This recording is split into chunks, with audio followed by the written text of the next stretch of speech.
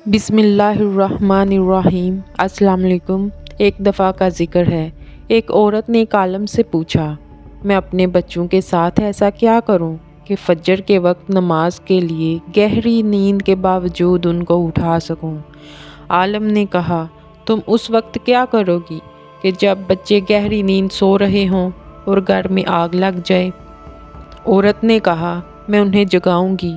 आलम ने पूछा, उनकी नींद गहरी हुई और वो ना उठे तो औरत ने कहा, अल्लाह की कसम मैं उन्हें गर्दनों से पकड़कर घसीटते हुए आग से बचाकर बाहर ले जाऊंगी।